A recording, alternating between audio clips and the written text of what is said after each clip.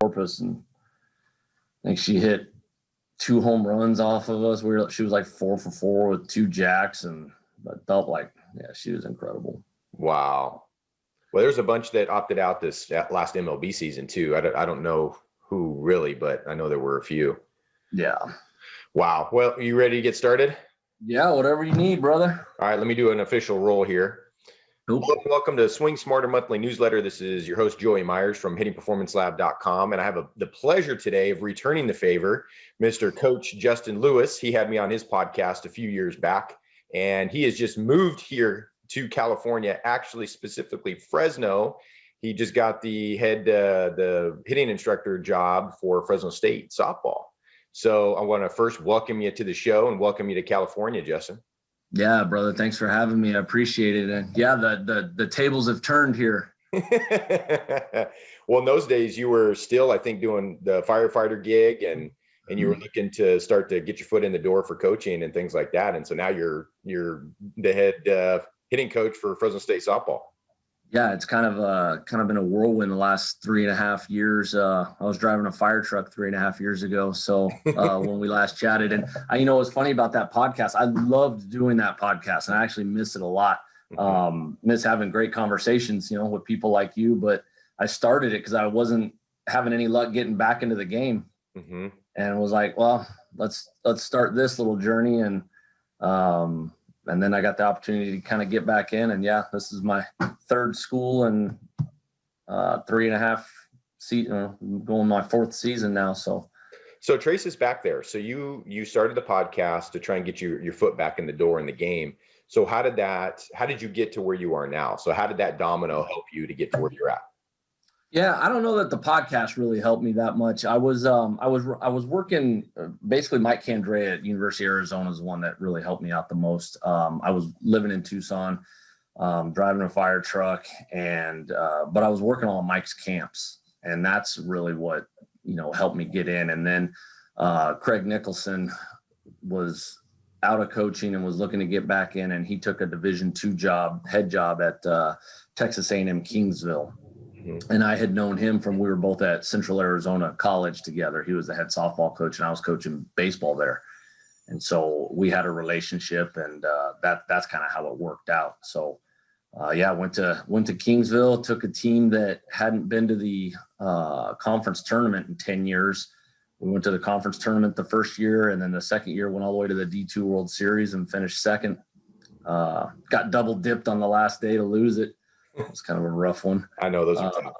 Yeah. But, D2, right, they're going to make you do a double header in the championship game. Come on. Yeah, right. What are we doing? Like what we're doing in Little League. Yeah. And so then a friend of mine got the head job at Texas A&M Corpus Christi, which is D1 school down there. And I was already living in Corpus Christi, so it was an easy transition. Got to sneak into Division I ball and didn't even have to move.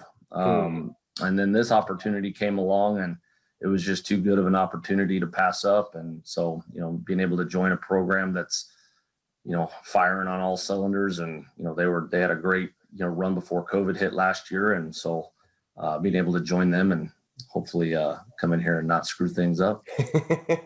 So was it just one of the few openings that came up, Fresno State? Like, how'd you land here? I mean, it's coincidence. Now you're here.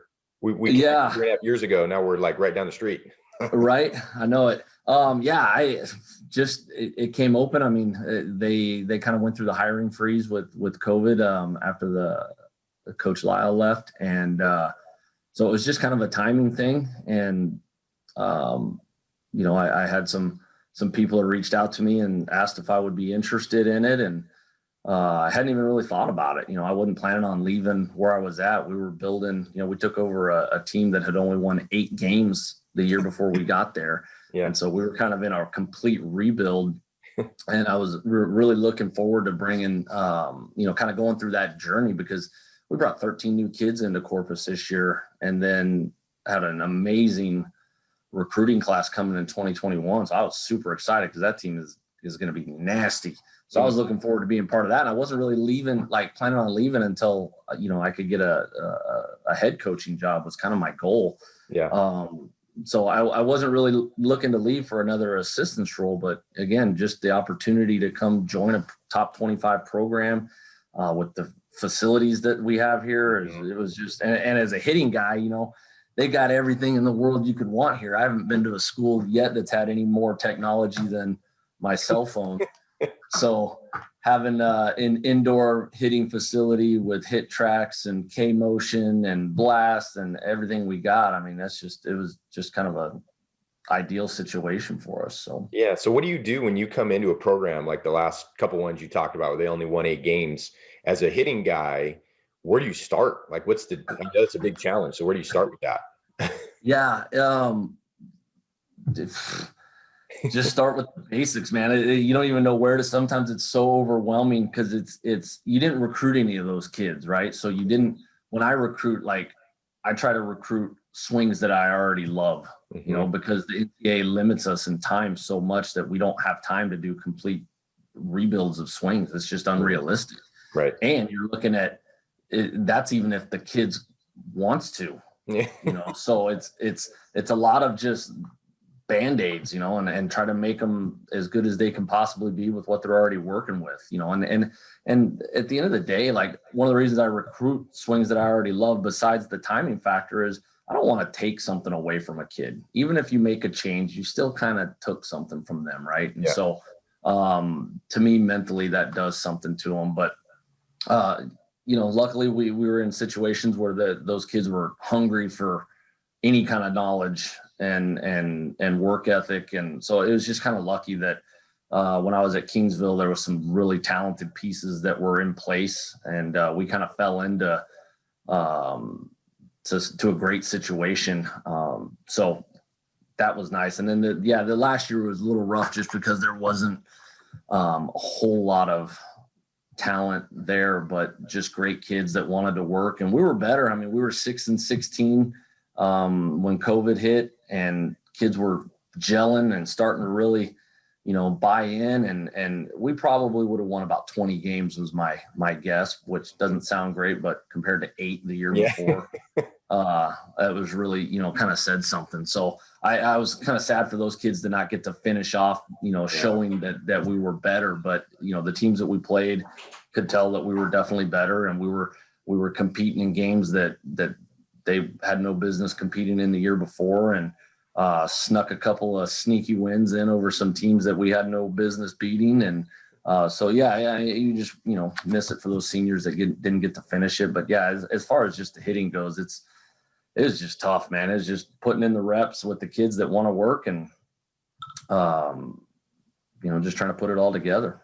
Yeah, it makes it nice when they actually want to learn and want to get better and things like that. And I always tell my dads or my buddies that say, hey, do you want to get into college coaching or high school coaching? Or I'm doing the little league thing by default because my son's 8 now. So seasons we've been doing that, and I always tell them, I said, well, it's nice with the private small group stuff we do, because all those kids want to be there. They all want to get better, and the parents want that as well.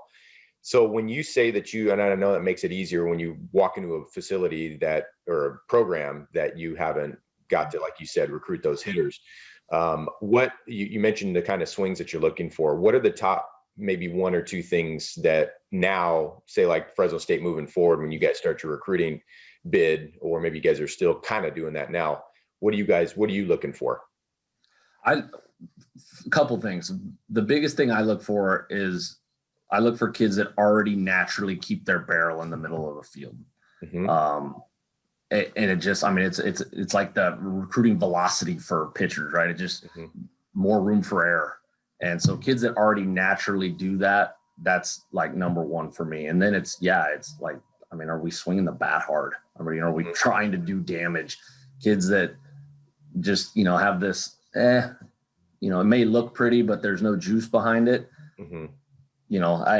So, and kids that are real spinny, I try to avoid, even if they look the part. A lot of times in travel ball, you get these kids that are 5'9", big, strong kid. They're on the right travel ball team, and they get enough bad pitching in high school and travel ball that they can make that swing work. And so you better understand, is that swing going to translate to this level where kids are upper 60s and painting corners like crazy, and just, 80% of our pitching is probably on the outside part of the plate. Mm-hmm. And it's there for a reason, because all these kids come in, and I think as they're growing and getting older, and getting stronger, they realize that if I get going this way in a hurry, spin it in one direction, I got a little bit of juice. Mm-hmm. And then that just doesn't translate when you get to this level. So right. Naturally, I just look for those kids that naturally just keep their barrel in the middle of the field. Well, and then the other thing in softball, you had the high fastball in baseball, but you have on the big field 60 feet 6 inches to see that ball come and travel. But in softball, it's 43 feet, right? Yeah. So you have less time. So the rise ball comes in, and when you have that spinny swing, typically what follows is that barrel gets in the zone way too early and drops, because the minute that barrel leaves the shoulder, gravity starts taking over and rotational forces start taking over and drag the barrel down. So that rise ball becomes a challenge. So the past schools, was that baseball or was that softball? Yeah, I've been in softball ever since I got back. Gotcha. Yeah, I played men's fast pitch for like 15 years, mm-hmm. and that's kind of where I fell in love with the game. Yep. And then it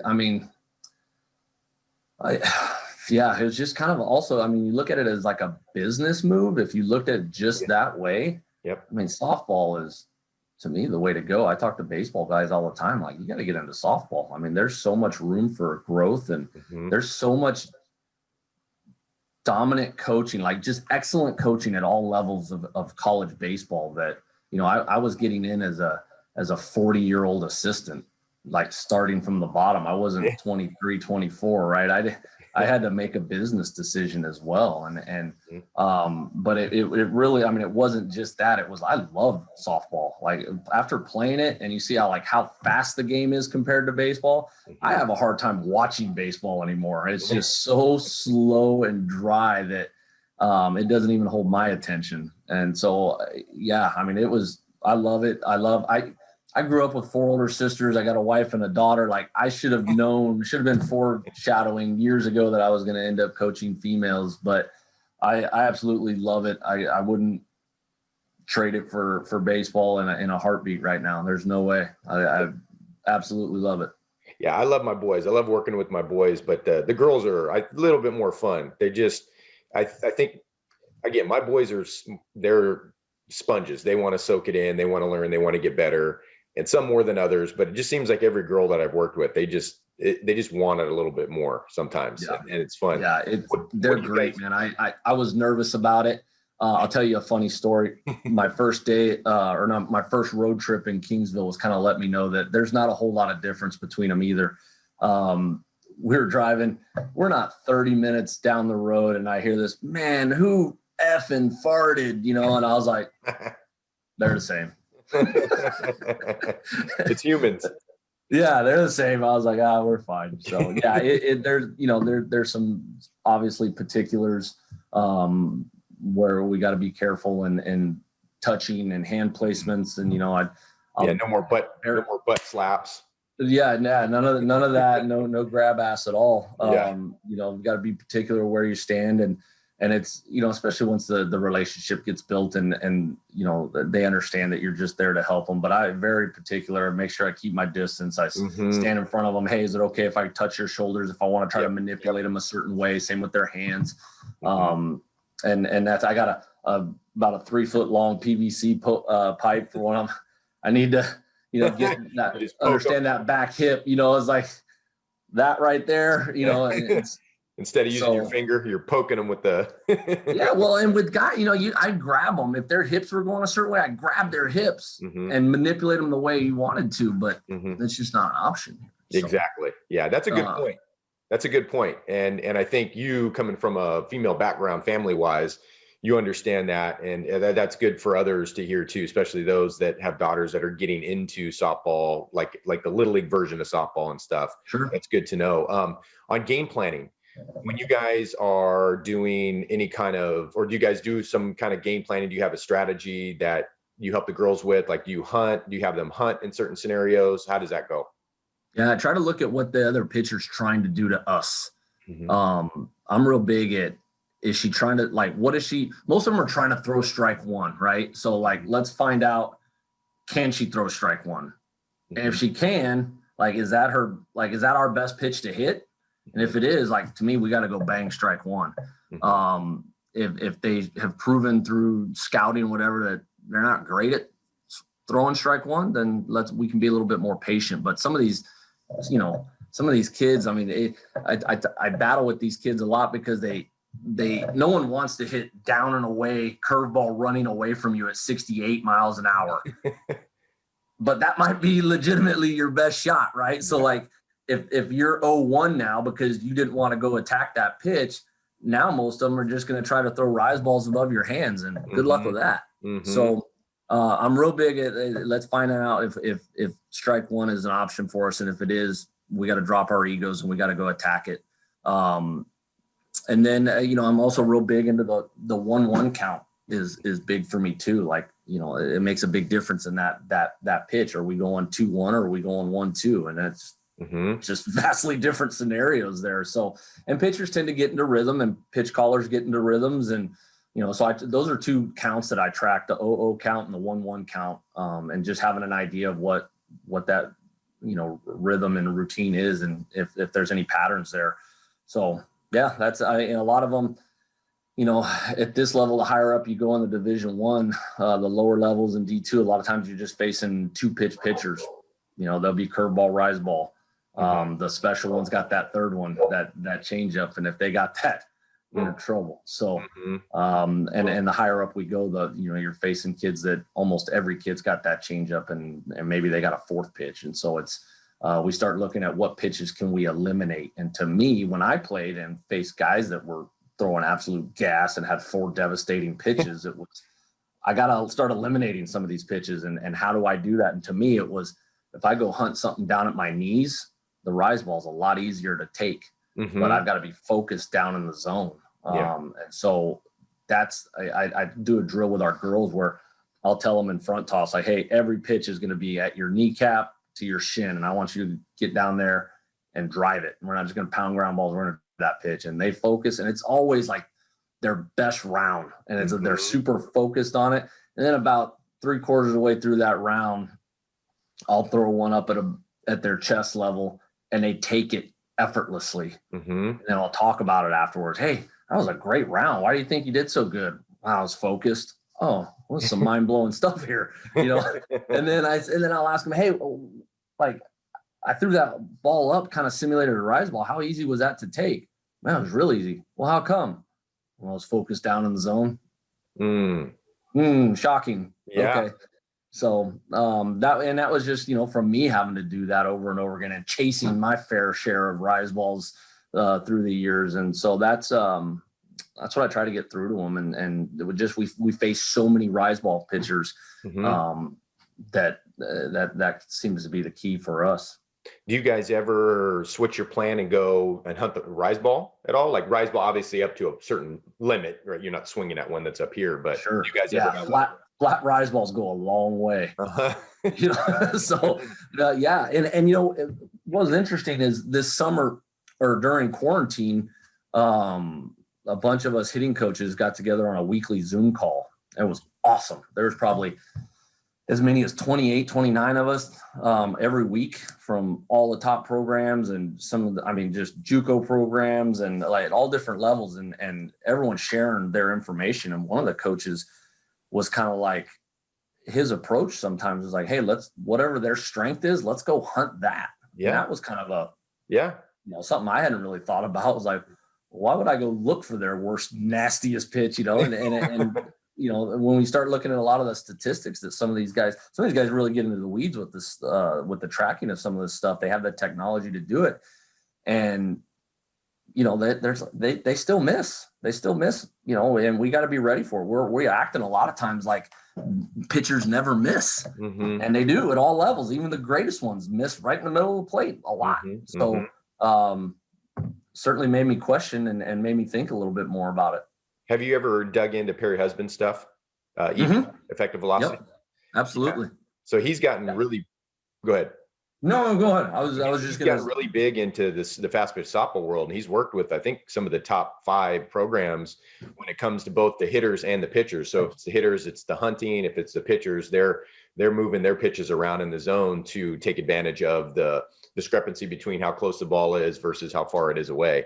So that was a big one for me from a hitting perspective, because now I have to counter that. And how do we counter that? And like he says, it's like a wide receiver trying to cover two, or a cornerback, one cornerback trying to cover two wide receivers, right? And if both wide receivers run a similar route, one's a deep route and the other one's like a deep post, he can just kind of hang out in the middle, read the quarterback, and then just peel off whenever the quarterback goes and releases the ball. But the problem happens when you have one wide receiver that goes deep and you have another one that does like a 10-yard cut in the middle. And now that cornerback has to decide, do I need to defend the deep ball because I don't have a safety behind me to help, or can I peel off and go inside? And so with the pitching, same idea, right? If you guys got facing a lot of rise ballers, like this coach is saying, is that why not hunt their best stuff and teach the girls how you get to that rise ball and crank on it, you know? Yeah, absolutely. No, and one of the things, I mean, with softball, I mean, you're not like baseball, that, you know, you're different arm slots, everything that. That's not a thing in softball. And so everything's coming out of one spot. And so the ability for these pitchers to have everything busting out of one plane, different directions. Yeah, it's nasty. Like some of these kids are just filthy with what they do. And I think the EV stuff in softball is just barely scratching the surface right now. Mm-hmm. Now, so pitch recognition, like you mentioned, is a little tougher softball because it's coming out of, it seems like the same slot. Do you do pitch recognition stuff with the girls? And if you do, how do you do that? I don't dabble with it much. Again, especially right now where Fresno State didn't even have a fall. Yeah. So, right. You know, it's like fire ready aim right now. Yeah. It's a little advanced for. Yeah. It's just trying to get reps right now and fix any, you know, some of these kids have been off for 10 months and you're relying on what kind of work they put in. Luckily at this level, most of these kids have still been putting in work, but they haven't seen live pitching in 10 months, you know? So what's your strategy with that? So talk to that, because there's a lot of coaches out there dealing with the same thing, both baseball and softball, where their hitters may or may not have been working over the term, but they obviously haven't been getting a lot of live. So how you guys are starting? When's the first game of the season? It's like the 12th, I think February 12th, something like that. We got like 23 days. So so you got less than a month. So how do you guys attack that? So you're getting ready in a short amount of time. So what's high priority right now? Yeah, there's no manual for this, right? I mean, this is something we've never really had to do. So we started the first week. We didn't know what our athletes were going to come in like. We didn't know what shape they were going to be like, and you kind of have to move as your slowest runner, right? So it's we just brought them in and kind of did like an individuals the first week and come down. Let's just hit for an hour and see where everybody's at, you know. And in me, I'm coming in with, I don't know any of these kids, and so it's trying to build that relationship quickly. And I just wanted to see what they're trying to accomplish with their swings. And it was just we're still just kind of tracking them along slowly. We're kind of hitting the ground running now. Just started team practice and kind of revving up the amount of swings and the amount of kind of work we're trying to do. Fortunately, we have 2 GAs and a pitching coach that all throw full arm. Okay, so, cool. Yeah, there's nothing that is better than that. My first year at Kingsville, it was just me and the head coach, and neither one of us threw. And our kids' timing issues were evident, right? Like our first quarter of the season was like, we're late on everything. And the next year we brought in a GA basically that threw nonstop for us, and it made the world of difference. And then in my school last year at Corpus Christi, both the head coach and the pitching coach both threw a lot. So now having 3 here, we're kind of spoiled. Yeah, it makes a huge difference. And we haven't even started with the pitchers as far as seeing like, you know, live pitching, but I think it's coming pretty soon because we don't have a choice. You know, we got to get them as many looks as we can. Go ahead. No, I was just saying, right there's just no playbook for it. And I'm interested, you know, talking to buddies across the sport, seeing, you know, what everyone's doing to get ready, but also keeping in mind that a lot of them had falls. Yeah. And so they're kind of building off of what they did in the fall to where we're just kind of getting started. So, and I'm really interested as far as a coaching perspective to see if it even matters. That's what I'm really interested in. It's like the ultimate experiment. Yeah, we were, so in Corpus Christi, we had our fall cut short because of COVID, and we lost the last 2.5 weeks of the fall. And we were just getting into bunt defenses and first and thirds and all that kind of stuff, and boom, taken away. And so we were feeling very unprepared. And then as I was interviewing for this job, we've had no fall. I was like, oh, well, I don't feel so bad anymore. I'm just wondering, as coaches, we always feel like we're not prepared enough, right? And we've got to do that bunt slap defense for the 9 millionth time, and our kids are like, I got it, we got it, and it's like, so I'm interested to see how much it matters that we didn't have a fall. And it may, I'm sure it's going to matter a little bit here and there, but I have a sneaking suspicion that it may not matter as much as we think it is. I agree. And it'll be interesting on the hitting and the timing and all that kind of stuff too, with minimal prep time to see. And I think the experiment really is it the amount of work you're putting in, or is it the software, right? That's the hardware. The software in the brain is, how long does that take to really actually get it? And at this level, you're talking about higher level, cream of the crop hitters. So you're talking about better software at that point. So it would be interesting to see how that goes.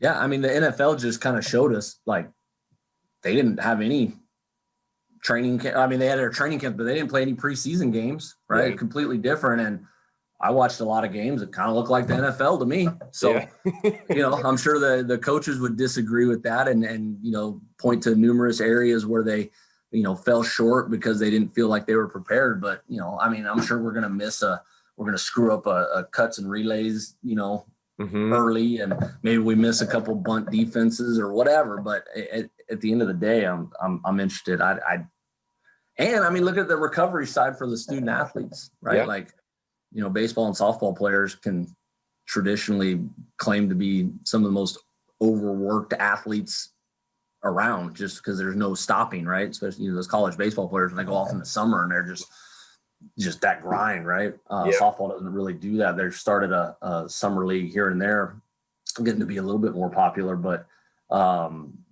we may have the freshest athletes we've had in a long time, and I'm interested to see how that plays. Yeah, and if you get out of the gate screaming, like you said, they're fresh, and then they kind of hit their stride, and then the kind of subsides a little bit. Yeah, it'd be interesting. We'll definitely be staying in touch, because for me too, I'm learning. I've had my hitters coming and seeing me, and I just felt bad for them when we shut down, and I just felt like they had about, I think, 2 or 3 weeks into the high school season when it shut down here, and it was about March, April, something like that, and my hitters were poised to do really well, do really big things, and it just got shut down. So then, we do our share of little games of random pitch and whatnot, but it's just not enough of the reps. So like you said, it'll be interesting to see how that goes. Yeah, it's and like, same, the fall can be a grind. You're looking at like the mental grind of the whole season. It includes the fall and the spring. And our kids are just chomping at the bit to be back and be around their teammates. And so again, like, from a mental health standpoint as well, like, I'm curious about a lot of things. And I think it's, it may change. The world has changed, clearly, right? Like, I'm always fascinated about things that change the world. And after 9/11, we haven't worn shoes through airports in years, right? And it's just normal now. And so now I'm interested to see what other ways the world has changed because of all this. Yeah, exactly. Well, hey, I want to be respectful of your time.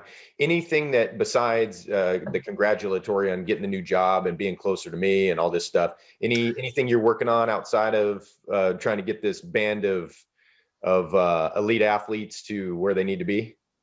Man, I just try to learn all the time. Take everything I can. I read way more than I probably should. Right now, my family's not out here; they're still in Texas. So it's softball and just trying to get better at everything. There's, I've a couple of books that I read recently. I always put out a reading list every year. I keep track of all the books that I read, and my two bests are Unlearn by Humble the Poet, and Think Like a Monk by Jay Shetty. Those are my two best that I read all this year.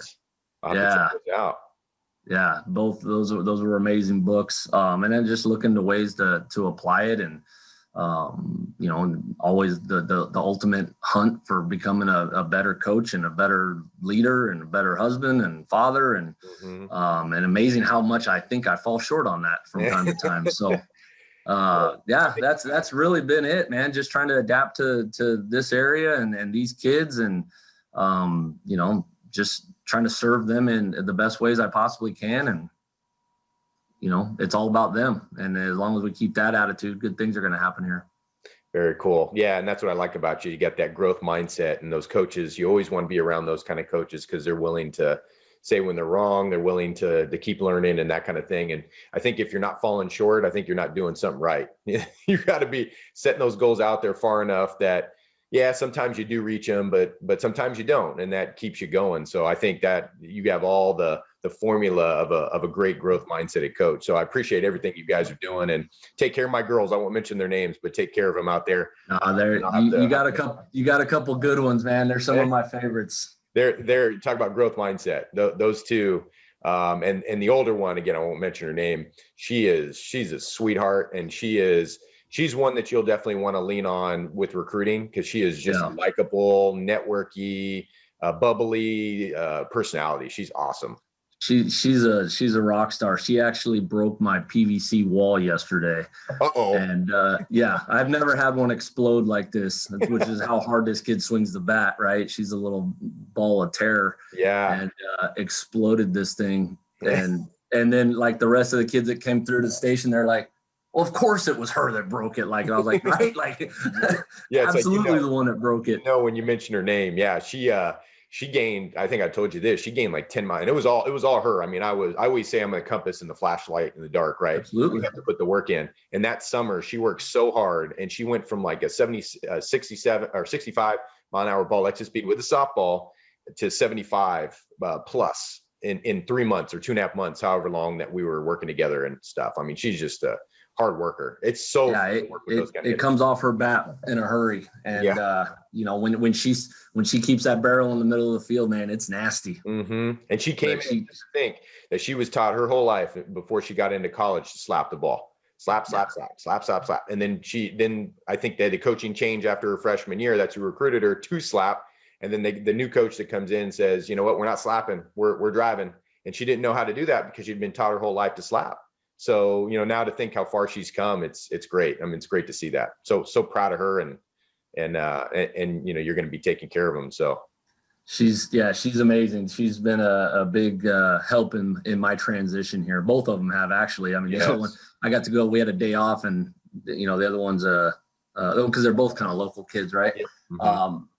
Yeah. Getting all the spots where I got to go hiking and everything else. So it's they've been taking care of me. They're good people. They're both great.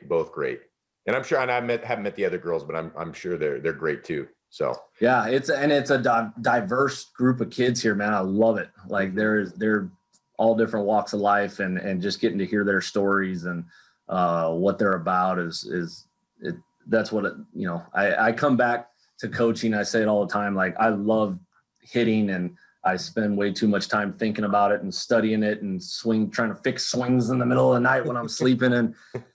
But really it's the kids, and trying to help them, use my experience to help them become the people they were meant to become is really why I came back to it. And I need that interaction more than they need me. And if they ever find that out, they'll get rid of me. But they don't realize it now. They'll realize it later. But it's not about softball, right? It's about life. You're teaching them life through softball. And that's I agree with you. That's why I do it and continue to do it, is you're mentoring. It's for you, like you said, you're getting more out of it probably than they realize. Although when they get older and they start, getting families and stuff, they'll say, Coach Justin, man, he was really pouring into me, and I learned actually a lot from him. But at the time, they didn't realize it. Hopefully. Yeah, hopefully. Yeah. All right, brother. Well, hey, keep up the good work out there. Good luck with all the COVID happenings. I know we talked right before we started recording about all your stuff out there. So stay safe and healthy. And let's get together. Let's get you over at the facility soon, and let's whack it around a little bit. I would love it. Awesome, brother. All right, Coach Justin. We'll see you, bud. You got it. Take care. Take care.